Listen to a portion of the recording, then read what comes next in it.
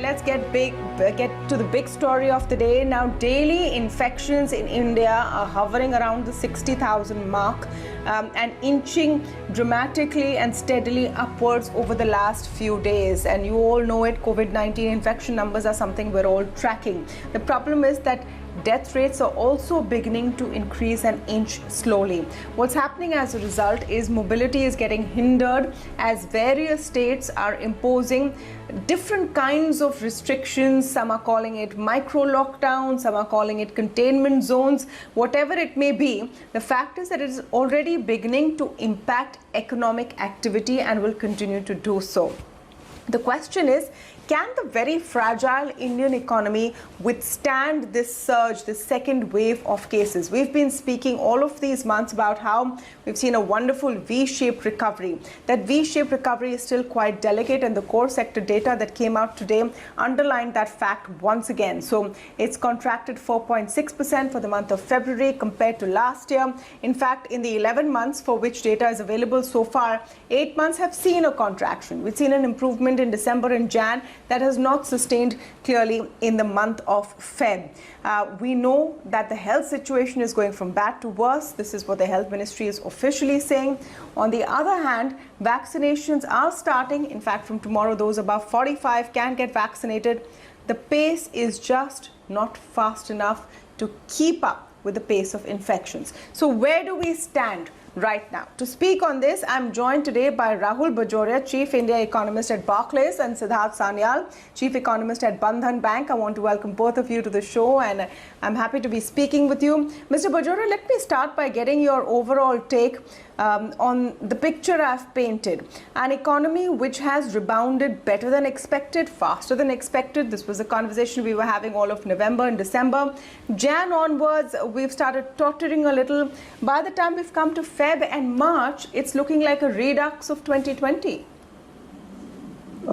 Thanks, Tamanna. So I would say, we are still entering the new year, the new fiscal year, with a fair amount of optimism around the growth side. While there are, cases increasing, I think there are two features of the current COVID wave which makes it a little bit more different than the first wave. So first of all, in the second wave, we have seen there to be a geographical concentration, which clearly is coming across some of the western states. Now, this obviously is likely to spread out.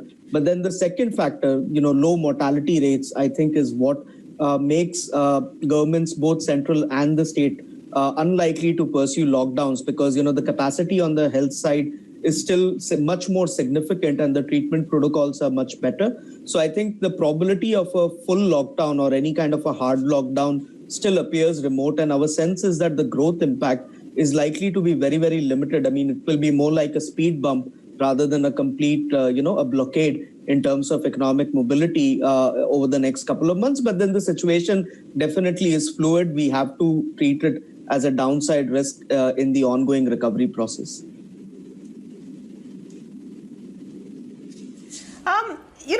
Siddharth, how do you look at the situation evolving? And I'd like your take on the core sector data that has come in today also. It's pointing to a few worrying trends. One of them is that industrial output is not recovering at the pace that was expected. It's still continuing to contract. And the slowing down of sectors like steel, cement, showing that construction activity is also pretty muted.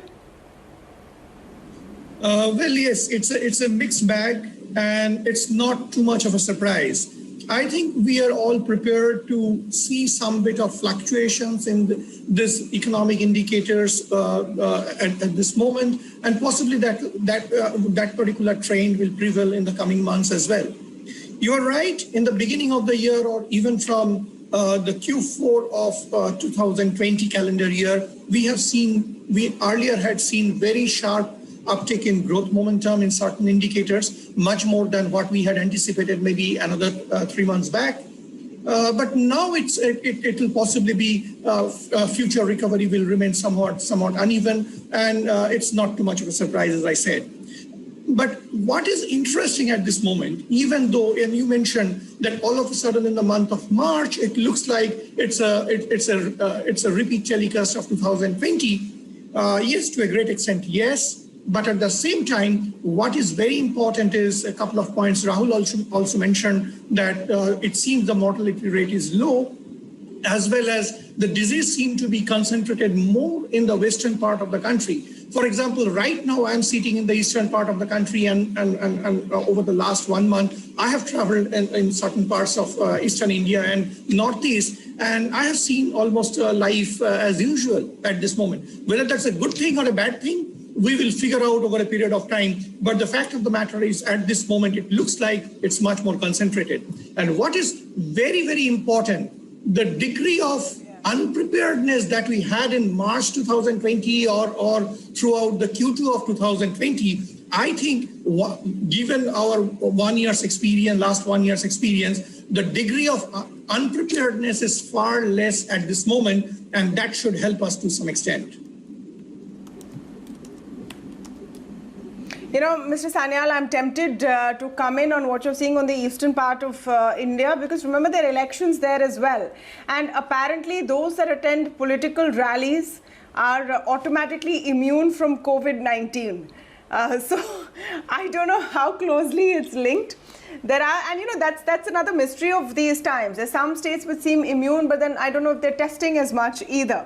But I'll leave it at that and come to you with the question of how you see this panning out. Because if I take that forward, Mr. Sanyal, if some states are afflicted more by COVID-19, these also happen to be more highly industrialized states whose output contributes more to the GDP. Do you see that as a threat?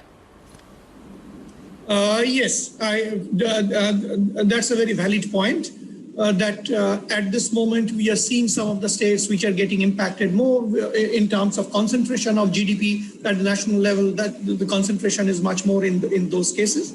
But having said that, I would again go back to the point that we mentioned and discussed just a couple of minutes back, that at this moment on the services sector in particular, I think we have become a bit better prepared this time with the experience of last 9 to 12 months, and possibly given that the component of services is much more in our overall growth dynamics, possibly the buffer we are enjoying at this moment is significantly more, and that can actually provide you a bit of a support. I'm not getting into the statistical factors like the significantly better base, etc. we'll be enjoying in Q2 of this calendar year. We'll keep that particular factor aside. So in terms of the just numbers, even that will give us some bit of a boost. But I think the key point is a bit of better preparedness in case of various industries. And even though some of the, better contributing states are getting impacted more.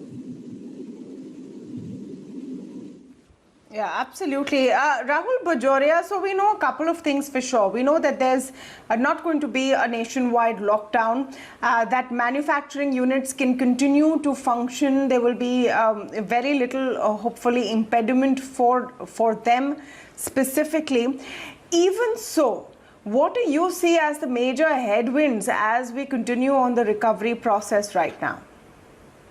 So I think it will be the two biggest factors to watch out for here is, one, what is the impact on the high contact services like travel and tourism. I think already there are some signs that, travel restrictions have tightened. States are asking for more testing, etc. And, they're asking for more quarantining. But at the same time, there's also, I think, a deliberate pullback by travelers, cutting back on non-essential travel. At the same time, I think it's really the pace of vaccination which will dictate at what pace do we sort of normalize, in terms of mobility. Because what we have seen in other countries as well is that the second lockdowns, tend to have a lot less impact on growth and activity levels. I mean, we have seen this in Europe, we have seen this in UK, we have seen this in several countries in Southeast Asia as well. So I think India will have a very similar experience, but it is really vaccinations which will ultimately help us open up for good, right? And so I think as we open up the eligibility for more people, it is important to track what is the supply dynamics of vaccines looking like, how many more vaccines are we approving, and then how many people are we able to actually vaccinate especially if we can meet the 300 million target that's been set for August. I think that will be a very, very, significant outcome, at least for achieving some kind of a permanent opening up of the economy and particularly of the high contact services. That's, I think, the key point really about how vaccinations can work. So in Israel, for example, one of the most widely vaccinated countries in the world, we're already seeing signs of infection and illness going down in those over 60. Most new cases have come down, especially in older people. We're seeing similar trends panning out in the United Kingdom. Remember, the UK was one of the first to actually start vaccinations, and they've had enough time for the numbers to pick up where the infections are beginning to come down. The CDC has recently put out data which correlates the rise in vaccinations with the reductions in infections. Mr. Sanyal, do you see that as the only way forward? And what are the issues there really? I mean, we keep talking about vaccinating more and more people, but now even adding the 45 plus bracket, we have a group of, say, 40 crore people that will be vaccinated. There's an estimate that you'll need 900 million doses for them, and fairly quickly. Even with sufficient doses right now, there have been problems of vaccine hesitancy and access in areas outside big cities. Do you see those as the biggest issues, for a recovering economy? Well, at this moment, yes, to some extent, but at the same time, a lot of these factors you fix at a much faster pace as you start the process or as you progress in this particular process. So possibly the rate at which we are vaccinating today, eventually a couple of months down the line, we might start moving at a much faster pace. And the element of hesitation on the part of people, my sense is that the way it's panning out, it will be very likely that over every passing day, the degree of hesitation will eventually come down and down. So overall, on the vaccine front, though at this moment there is room to increase the pace, my sense is that a month or two down the line, we'll possibly see a better rate or more encouraging rate there. Just trying to link back, another factor to your overall theme of recovery and the state of the economy.